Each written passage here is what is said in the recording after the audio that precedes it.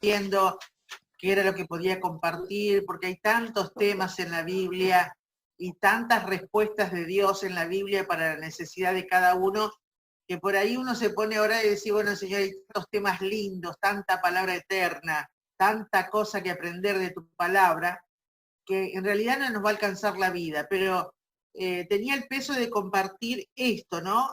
Los beneficios de la adversidad. Son temas que yo he compartido por varias congregaciones, es un tema que también creo que en algún momento lo compartí con ustedes, pero es bueno recrearlo ahora si ustedes ya lo han escuchado, porque en este siglo que vivimos, los cristianos parece que si ocurre algo un poquito ajeno a lo cotidiano y al día bendito que estamos acostumbrados a vivir, ya pareciera que enseguida lo primero que decae es el ánimo, lo primero que se derrumba es el ánimo, y cómo cuesta a veces que con el ánimo caído entender en el pensamiento qué es lo que está sucediendo. Pero voy a tomar un poco la vida de dos apóstoles.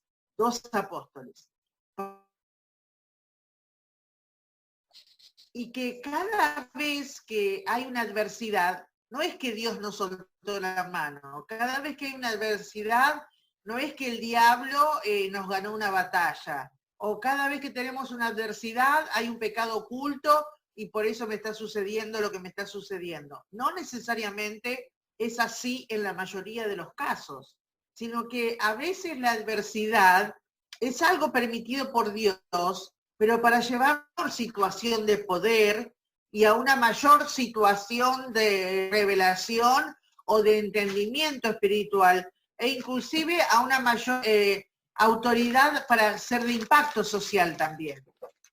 Vamos a ver 3 palabras clave solamente, y creo que nos va a dar el tiempo bien, porque voy a tratar de hacerlo más sintético posible.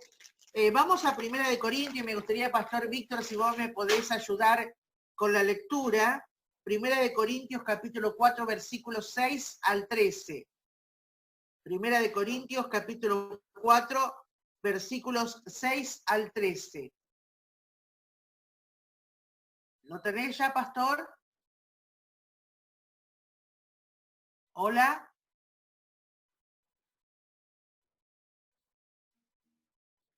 Hola. Ahí está, ahí conecté el 1 Corintios capítulo 4, versículo 7. Versículo 6 al 13. 6 al 13. 6 al 13.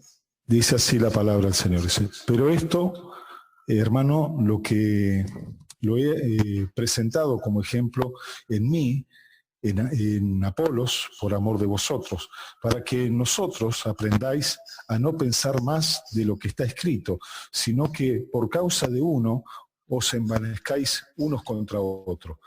Porque ¿quién te distingue? ¿O qué tienes que no hayas recibido? Y si lo recibiste, ¿por qué te glorías como si no lo hubieses recibido? Ya estáis saciados, ya estáis ricos. Si nosotros, sin nosotros reináis, y ojalá reinaseis, pero que nosotros reinásemos también juntamente con vosotros. Hasta el versículo 9. 13. 13, vale. Porque según pienso, Dios ha exhibido en nosotros los apóstoles como postreros, como a sentenciados a muerte, pues hemos llegado a ser espectáculo al mundo, a los ángeles y a los hombres. Nosotros somos insensatos por amor de Cristo, mas vosotros prudentes en Cristo. Nosotros débiles, mas vosotros fuertes. Vosotros honorables, mas nosotros despreciados. Hasta esta hora padecemos hambre, tenemos sed, estamos desnudos, somos abofeteados y no tenemos morada fija. Nos fatigamos trabajando con nuestras propias manos, nos maldicen y bendecimos, padecemos persecución y la soportamos, nos difaman y rogamos. Hemos venido a ser hasta ahora como la escoria del mundo, al desecho de todo. Muy bien. Terrible versículos, ¿no? Del 12 al 13, los últimos que leyó el pastor, son muy fuertes, pero nosotros en este tiempo que estamos viviendo, tengo una postura que ustedes ya me la han escuchado como iglesia hablar en la escuela de profetas, pero creo que más que nunca debemos trabajar en nuestra mente y en cómo renovamos el pensamiento con la ayuda de la palabra eterna y con la ayuda del Espíritu Santo, porque si nosotros tuviéramos a Pablo en el presente, al estilo de vida cristiana que hemos aprendido, seguramente nosotros seríamos jueces de Pablo. Seríamos jueces, no me cabe la menor duda, y diríamos, bueno, a este pastor, a este apóstol no le va tan bien, porque hay que ver si es apóstol, y a este apóstol no le va tan bien, porque hay que ver si no tiene algún pecado oculto, o a este apóstol no le va tan bien, porque hay que ver si realmente Jesús lo llamó a ser apóstol. Porque él escribe y dice, nos fatigamos trabajando con nuestras propias manos. Eso significa que en aquel tiempo él no dependía tanto de decir de las ofrendas de la gente, sino que él expandía su ministerio con su equipo de trabajo. Saben que él fabricaba tiendas. No con esto estoy diciendo que los apóstoles modernos, los pastores y los profetas o cualquiera de los 5 ministerios tenga que estar teniendo un trabajo secular, porque algunos somos llamados a tiempo completo y otros a medio tiempo. Hay ministros que trabajan a medio tiempo y hay ministros que trabajan a tiempo completo. Pero él está diciendo lo que pasaba, ¿no? Dice, yo trabajo con mis manos, o sea, no dependo de que la iglesia me esté cuidando todo el tiempo, pero luego dice, nos maldicen, y ahí empieza lo que es los beneficios de la adversidad.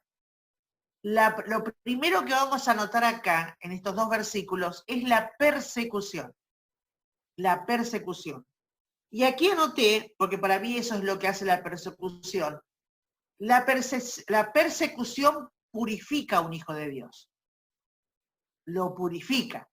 Yo sé que lo que estoy diciendo no va a provocar una sonrisa en el rostro, ni un aplauso, pero fíjense lo que Pablo está presentando como fuerte argumento de los beneficios de la adversidad, y él dice lo siguiente, dice, nos maldicen y bendecimos.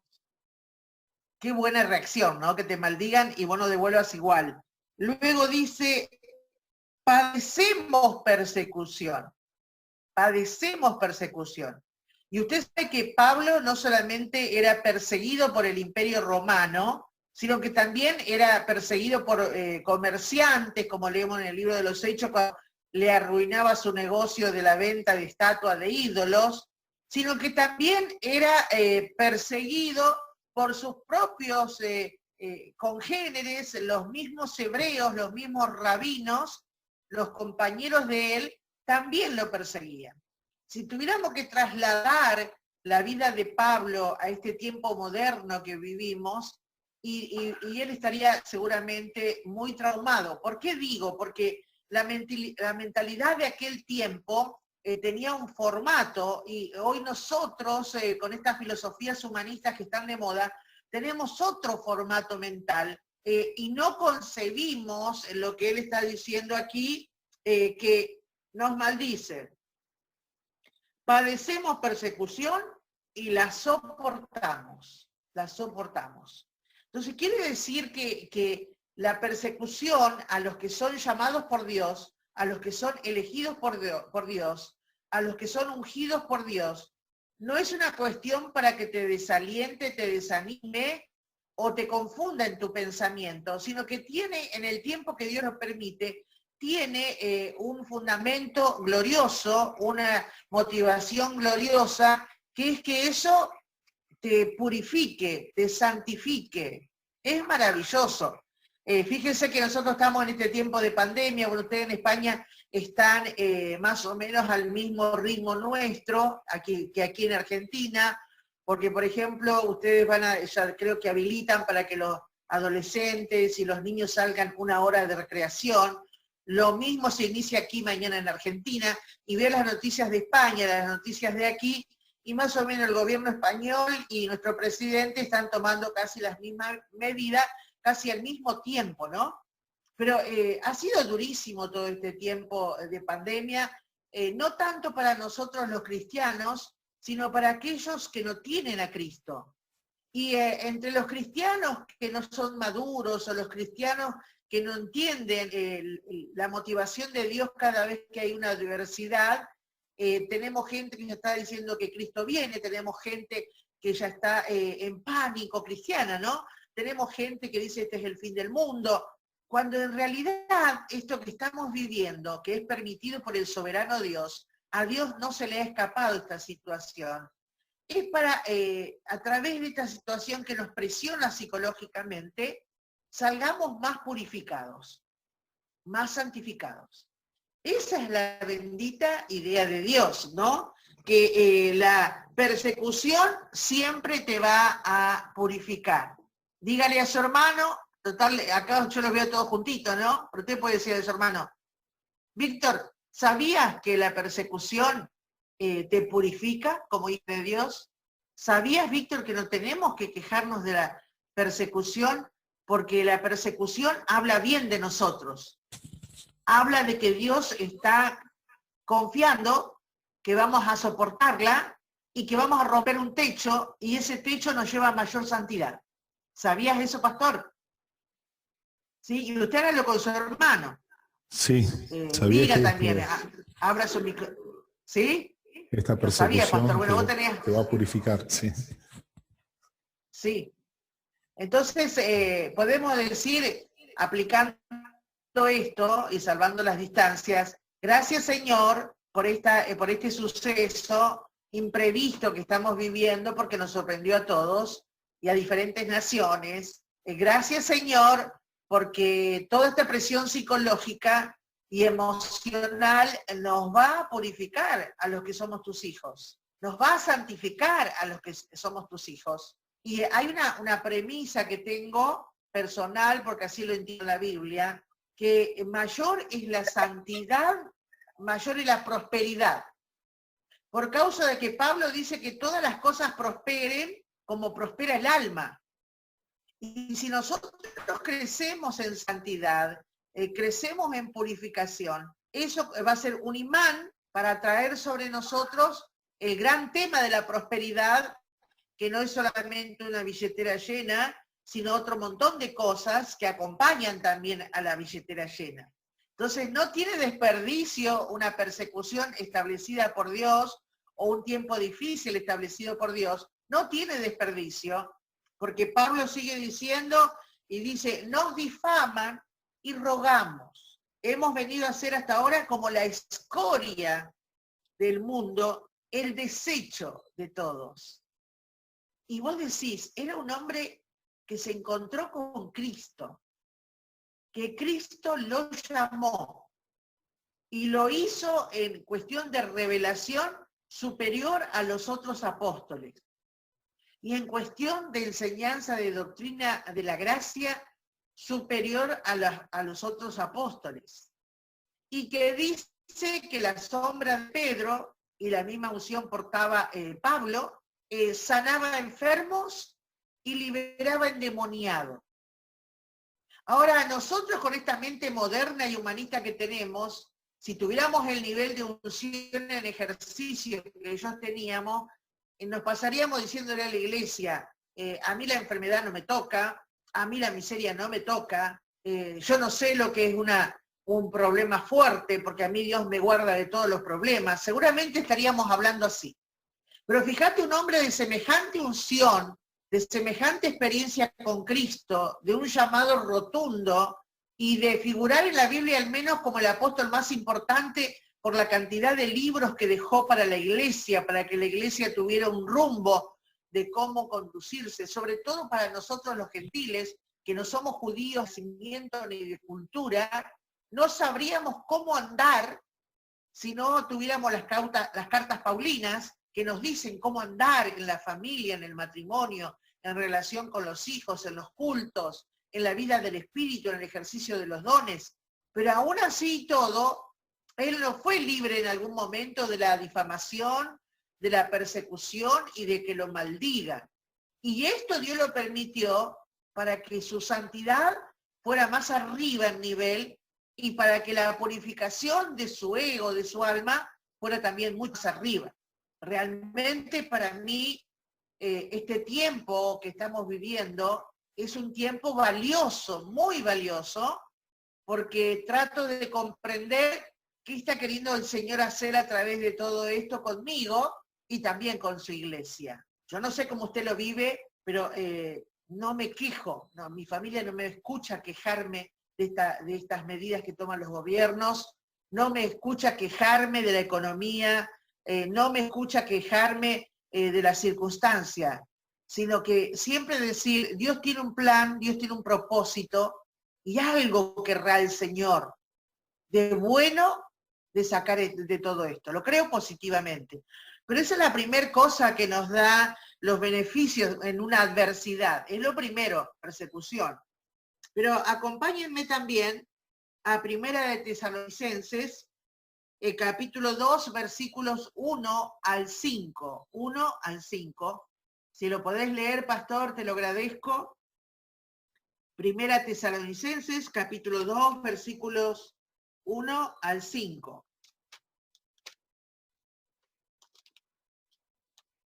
Cuando lo encontramos, lo vamos a leer para todos aquellos que nos están siguiendo con la Biblia. ¿Ya está? Capítulo 2, de segunda de Tesalonicenses. Versículo 1, primera de Tesalonicenses. Primera. Vale. Sí, capítulo 2, versículos 1. Se cortó ahí, no sé. Versículo 1 al 5. No, sí, te estamos escuchando, te escuchamos. Sí. Vale, ya está. Porque vosotros mismos sabéis, hermanos, que nuestra visita a vosotros no resultó vana, pues habiendo antes padecido y sido ultrajados en Filipo, como sabéis,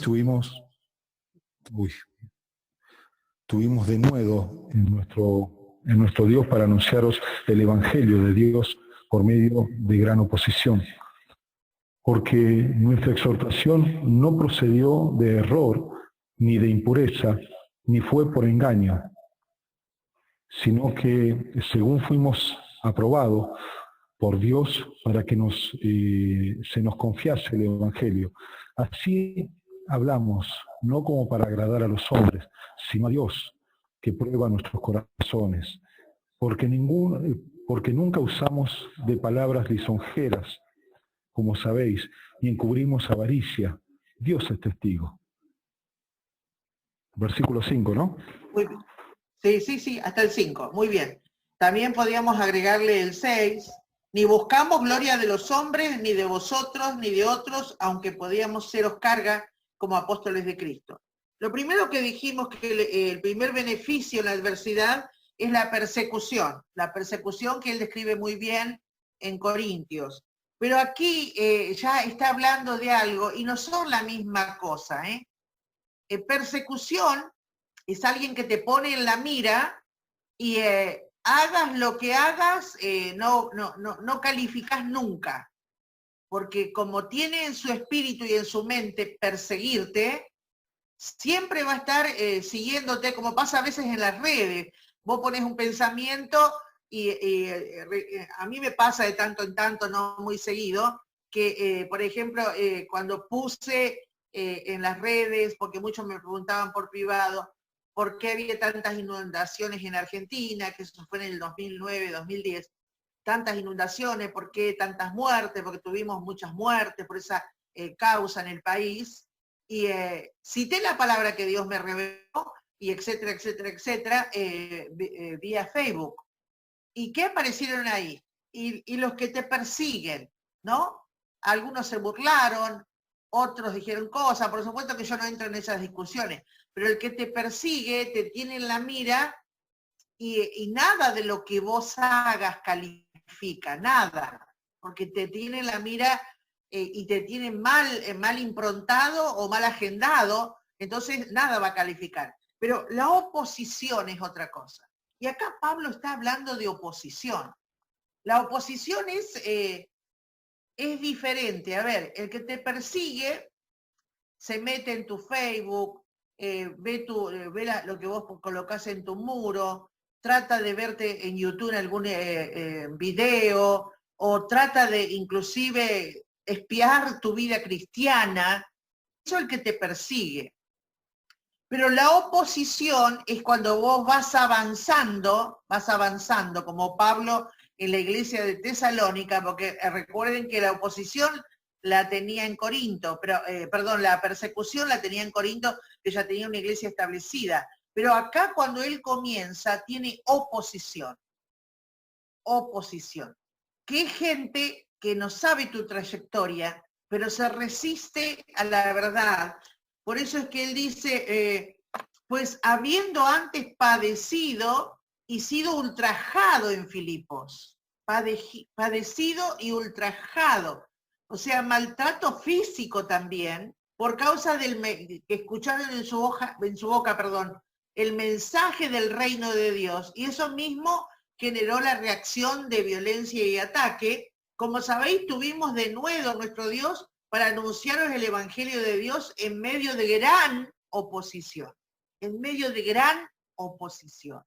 Claro, a él le tocaba predicar el evangelio y derrumbar cultura pagana, creencia pagana, costumbres paganas y tocar también negocios paganos. Todo eso solamente por predicar el evangelio del reino, y al predicar la verdad de Dios, había adeptos que se convertían, pero esto generaba el problema social, el problema económico, que hacía que se opongan al evangelio del reino.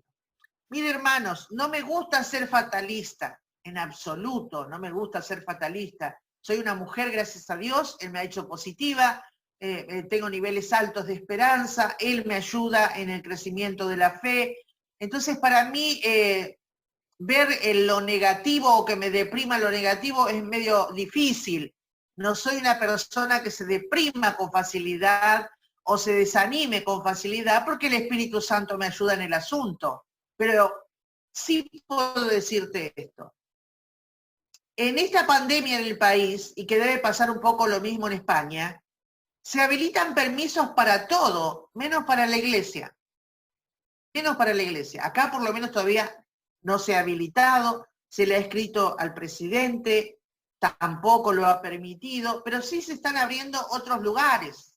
Aquí en San Nicolás tenemos una de las fábricas de acero de Latinoamérica, se llama Siderar, y por día en esa empresa entran 18.000 empleados, 18.000 empleados, que tienen que hacer fila para entrar a los diferentes puestos de trabajo que tienen dentro, como 20.000 empleados, ese lugar en realidad.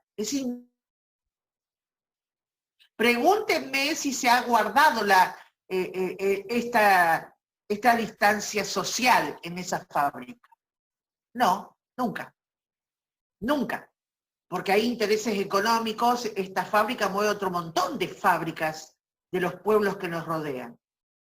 Pero en cuestiones de iglesia, no permite que ni siquiera guardando la distancia nos reunamos. Entonces, quiere decir que en esta pandemia, la iglesia evangélica no está llevando la mejor parte, ni está siendo comprendida por los gobernantes, y aquí ya se están habilitando permisos, pero no permiso para la iglesia. Interesante lo que estamos viendo. Entonces vos decís, bueno, pero ¿qué pasa? Que le permiten reunirse a esto en los bancos, acá, allá y más allá.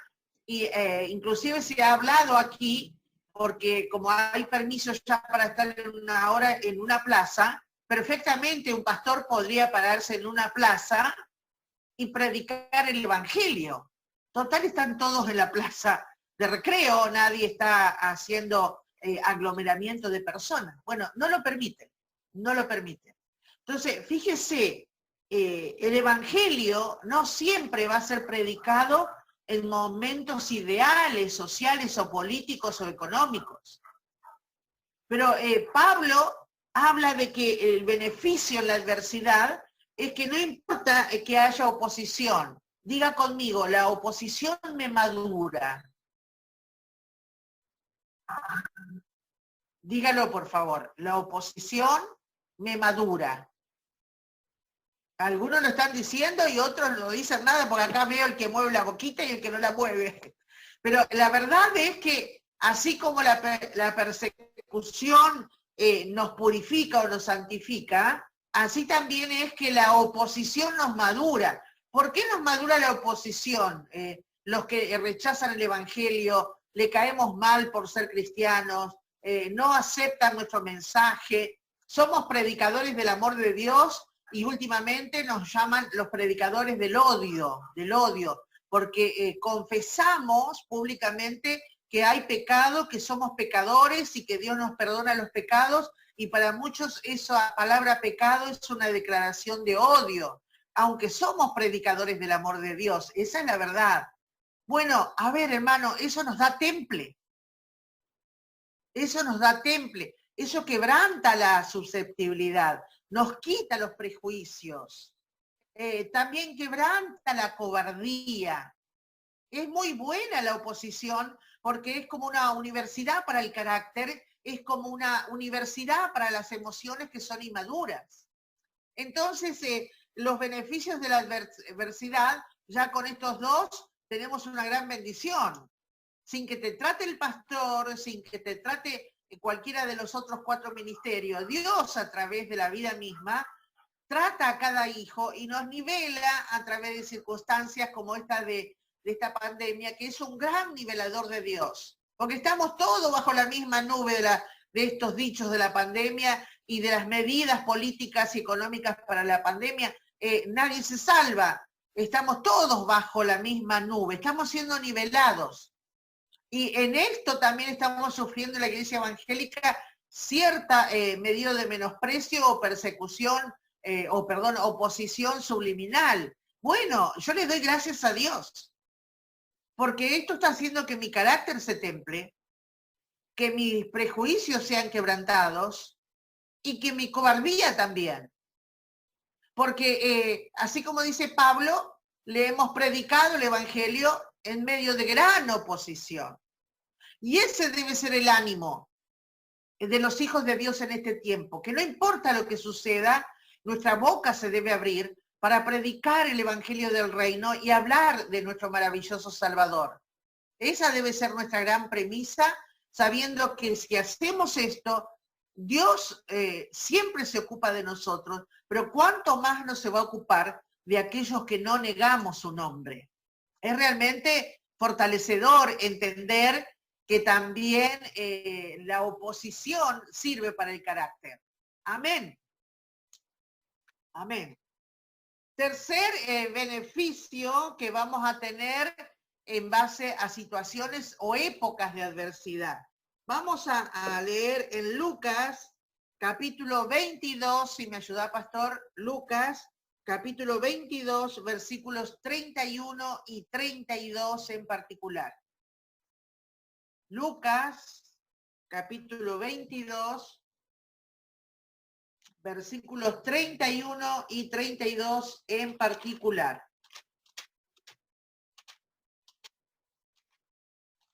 Cuando lo tenemos, lo leemos.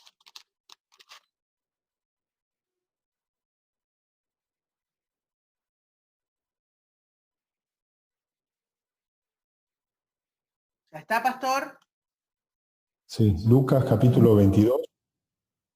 Versículo 31 y 32. Vale. Dijo también el Señor: Simón, Simón, he aquí, Satanás os ha pedido para zarandearos como a trigo, pero yo he rogado por ti que tu fe no falte, y tú, una vez vuelto, confirma a tus hermanos. Muy bien. ¿Quién no conoce este pasaje, no? A ver, Jesús permitió que fuera zarandeado realmente Pedro, y no fuera zarandeado por cualquier cosa de la vida, sino que le dio a Satanás permiso de que él lo zarandee. Y no sé cómo, bueno, la Biblia describe algo de lo que vivió Pedro, ¿no? Pero debe ser horrible que el diablo te zarandee. Debe ser horrible. Yo soy de las que opina como el rey David cuando cometió pecado de vanidad y censa al pueblo sin permiso de Dios por cuestión de vanidad nada más, y Dios en su celo comienza a dar permiso para una mortandad y mueren miles por el error del rey. Pero ahí aparece Gad el vidente, que es el que ayuda a David en esa circunstancia difícil, y él es el que le dice lo que tiene que hacer, ¿no? Pero una de las opciones que le da el profeta, el Gad, es, ¿qué querés? ¿Que te persigan tus enemigos? ¿Preferís caer en manos de hombres o en manos de Dios? Y el rey David contesta muy seguro, ¿no? Prefiero caer en manos de Dios. Es mi opinión personal. Si a mí Dios me dijera, hija, ¿querés que te zarandee el diablo o querés que te zarandee yo? 1000 veces voy a elegir que me zarandee Dios. Ahora, por supuesto que el diablo lo hace bajo el permiso de Dios, porque Dios es soberano, y por supuesto que Dios le da órdenes, como vemos en el capítulo 1 de Job, esto podés hacer, esto no podés hacer. Y esa es nuestra confianza, que aunque esté el diablo de por medio, no puede hacer más de lo que el soberano Dios ha establecido que suceda. Ahora, acá saco un tercer beneficio de la adversidad. ¿Sabés que el zarandeo nos ubica en el cuerpo de Cristo? El zarandeo nos ubica. Porque mientras Pedro fue discípulo de Jesús, si leemos los evangelios, vamos a ver un Pedro que por ahí era muy certero y un Pedro que era muy errático. Y un Pedro que por ahí la humanidad le hacía hacer cosas impulsivas o decir cosas impulsivas. Pero después del zarandeo, él se ubica entre la posición que tenía en los apóstoles, porque todos sabemos que al que le entregó las llaves del reino era a Pedro Jesús, ¿no? No le entregó a ningún otro. Podía haberle entregado al médico Lucas, que estaría más calificado, o a Mateo, que era un funcionario público. No, se lo entregó al pescador, se lo entregó a Pedro. Pero el zarandeo ubica. Cuando el año pasado di la palabra para este año aquí en San Nicolás, en el Congreso de Dimensiones de Gloria, dije, mire hermano, la palabra que recibí es algo va a pasar. Pero la introducción que hice al mensaje fue, mire hermano, yo no me podía parar frente a ustedes y decirle algo va a pasar, porque todos tenemos tendencia a ser fatalistas. Los latinos somos muy fatalistas, y si yo solamente le dijera algo va a pasar, usted ya entraría en pánico, porque se imaginaría cualquier cosa.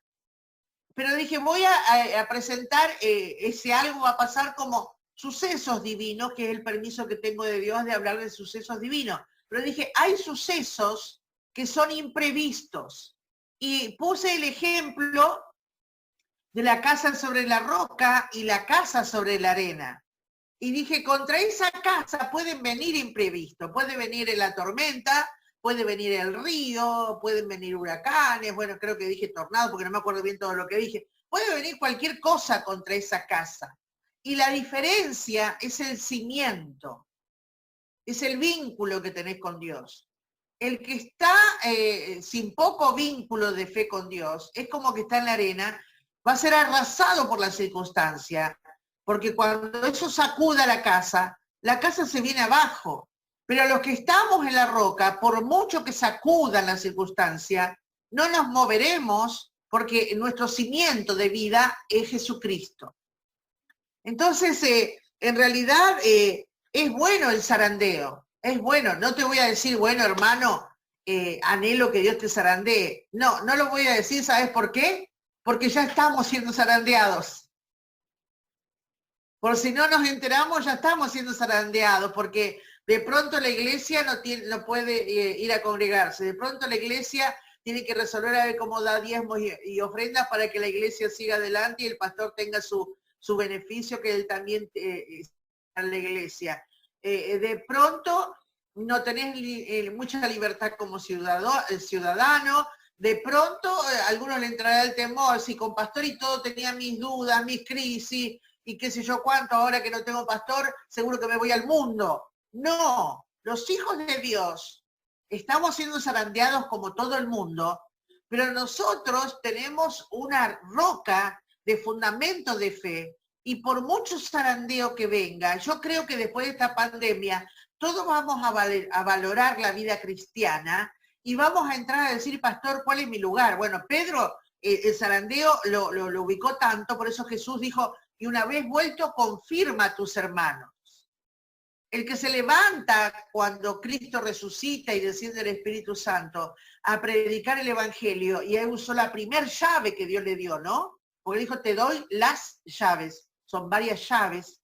Él abrió con la primer llave, la llave de la predicación del Evangelio del reino de Dios. Se puso delante de todos y se ubicó. Y de ahí para adelante, el resto de los apóstoles se subyugaron voluntariamente a la supremacía del apostolado de Pedro, porque se ubicó. Entonces, qué bueno que el zarandeo nos ubique, porque a veces andamos haciendo esto, a veces andamos haciendo aquello, a veces intentamos para acá, a veces intentamos para allá, me quedo en España, me vuelvo a mi país, ¿qué hago? Bueno, te aviso que España tiene que enfrentar problemas económicos, igual que Argentina después de esto, igual que cualquier país latinoamericano, igual que Estados Unidos, todos están viendo, la ONU está viendo cómo van a hacer para ver cómo equiparan todo, y hablan de un solo gobernante, y hablan de una sola moneda global, y hablan de esto, y salen las noticias esta teoría y la otra teoría. Al fin y al cabo ni sabemos qué va a suceder bien después de esto. No importa. Yo sé una cosa de la palabra, que así te zarandee el diablo, o así permita Dios que te zarandee el diablo, si estás cimentado en la roca, vos te vas a ubicar. Entonces, el tercer beneficio de una adversidad es que el zarandeo te acomoda y te ubica bien en el cuerpo de Cristo. Ahora, si yo digo, bueno, hermano, hagamos un altar en esta tarde, bueno, tarde para aquí, noche para allí, ¿qué les parece si en esta tarde nos inclinamos la cabeza y comenzamos a orar y hacemos un altar virtual para Dios? Con nuestras palabras levantamos un altar, y hermano, a ver, levante su mano ahí el que quiere que Dios le permita que usted sea perseguido. A ver, levante la mano el que quiera que la oposición le madure el carácter y lo temple emocionalmente. A ver, levante la mano el que quiere ser zarandeado por el diablo para que pueda ser ubicado en el lugar que Cristo pensó para usted en el cuerpo. Y yo creo que no tendría muchos clientes, porque cada palabra nos asusta. Cada palabra nos asusta. Y sé que si tuviera en una iglesia también digo, y hagamos un altar, y bueno, a lo mejor 2 o 3 pasarían como diciendo, bueno, para que no quede mal la profeta, voy a pasar yo al altar, así tiene 2 o 3 en el altar. Pero esto no es una cuestión de quedar bien con el que te está compartiendo la palabra, sino que esto es ser positivo por medio de la fe y la esperanza que tenemos en Dios, de que la adversidad, cuando Dios permite una adversidad, no es que te faltó la fe. Cuando Dios permite una adversidad, no es que sos un vil pecador. Cuando Dios te permitió una adversidad, no es que Dios ama más a tu hermano que considerás que está mejor y que te abandonó a vos circunstancialmente. No, hermano, hay beneficios en la adversidad, y tenemos que cambiar la mentalidad para poder ver qué intenciones tiene Dios con la escuela de vida, que todos debemos pasar. Entonces la persecución te va a purificar, la oposición te va a madurar el carácter y las emociones, y el zarandeo te va a ubicar correctamente en el cuerpo de Cristo. Ahora, la pregunta que hago es, y si se entendió, póngame la manito en la pantalla, así yo veo su mano. ¿Se entendió el mensaje? Amén, todos ponen la manito. Bueno, ahora, ¿cuántos quieren hacer un altar virtual y decir, Señor, no sé si estoy preparado o preparada, pero ahora sé que la persecución es parte de, La oposición es parte de, y el zarandeo también es parte de. Y Señor, si me consideras en capacidad, dame sabiduría para no desperdiciar la adversidad, porque también la adversidad es parte de la vida misma. Porque seamos sinceros, hermanos, adversidad sufre el que no es cristiano y adversidad también sufre el que es cristiano, Entonces, ¿cuántos quieren hacer la oración conmigo para que Dios nos capacite, nos fortalezca y nos dé sabiduría en la adversidad y sacarle la tajada positiva que tiene? ¿Cuántos quieren? Sí, algunos levantan la mano y otros te digo, pastor, no, ¿eh? ¿Será que no quiero que levante la mano por obligación tampoco, pero es por si se entendió? Porque sinceramente, levantemos la mano o no levantemos la mano, no estaremos exentos de esto mientras vivamos en esta tierra. Solamente levantar la mano es para que Dios nos ayude en nuestro carácter, en nuestras emociones y en nuestra perspectiva mental de cómo interpretamos las adversidades de la vida. Amén. Permítame hacer una oración. Señor, te damos gracias en esta tarde porque tu palabra es clara, Señor. Señor, y recuerdo claramente que tu palabra nos enseña que tú vendrás a buscar una iglesia preparada, una iglesia, Señor, como dice, sin mancha y sin arruga en su vestidura sacerdotal. Pero Padre, entiendo que si no tomo positividades, puedo desaprobar, Señor, en la gran oportunidad que estás dando de la adversidad.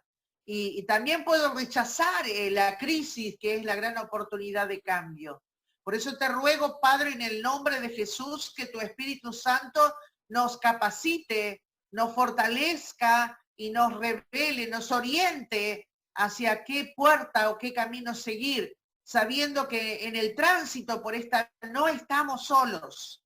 Escrito está en tu palabra, y se lo dijiste a Israel, que tú nos llevas de la mano como un padre lleva al hijo. Y esa es nuestra fe, Señor, que nos está llevando, Padre, de la mano. Y que veremos tiempos mejores, porque no importa cómo corre este sistema popular que no te conocen. Lo que importa es que nosotros vamos tomados de tu mano y tú nos llevarás siempre a un lugar seguro, a un lugar de bendición. Padre, te ruego que aquellos hermanos que están desanimados tomen fuerzas en el nombre de Jesús.